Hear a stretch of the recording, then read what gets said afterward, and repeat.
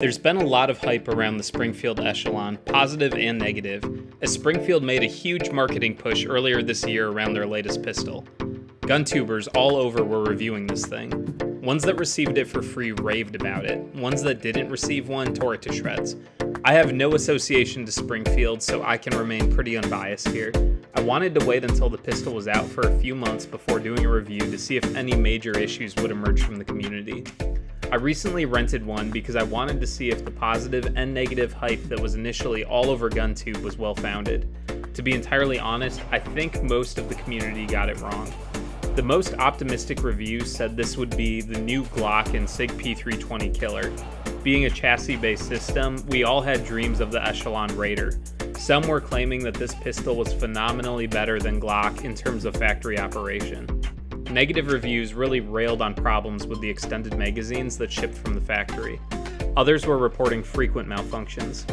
In my opinion, the optimistic reviews got it more right than the unoptimistic, if a little bit exaggerated though. Let's start with the pros. You guys know I really like Glock. I shoot a 34 in competition, I conceal carry a 26, I've built a ton of 19 clones. The Echelon feels like a gun built for Glock guys, which is a really good thing. It actually is more ergonomic than Glock. It is very comfortable to grip. It's pretty similar to CZ in this sense, but I actually found that the Echelon is more comfortable. It has a 360-degree stipple, which I really like. The accelerator area of the frame is also stippled, although not cut. My pistol operationally feels a lot like Glock in the way that it handles. I wouldn't say it's better or worse, it's about the same, which is a good thing. One big advantage is the chassis system. Ideally, you'd be able to switch out multiple grip modules similar to the Sig P320, or turn this thing into a PDW like the Flux Raider. That is the real draw of the P320, modularity. The P320 has a major problem though. It has a super high bore axis because the fire control unit takes a ton of grip space.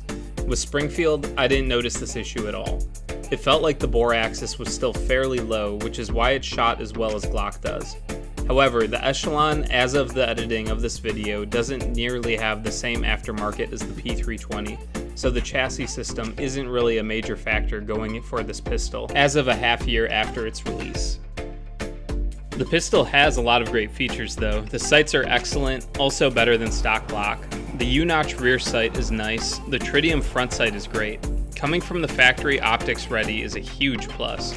The steel magazines are nice. The flush fit mags hold 17 rounds, just like a stock Glock 17 magazine.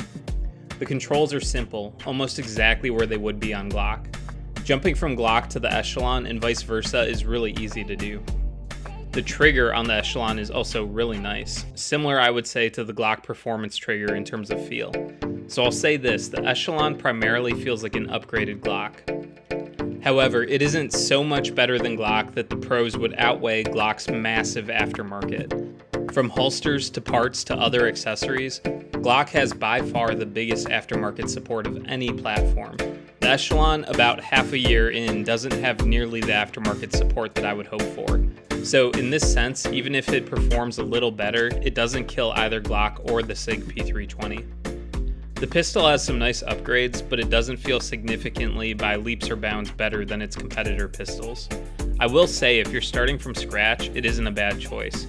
It's actually, in my opinion, Springfield's nicest striker fire pistol, and I've been a long time XD owner.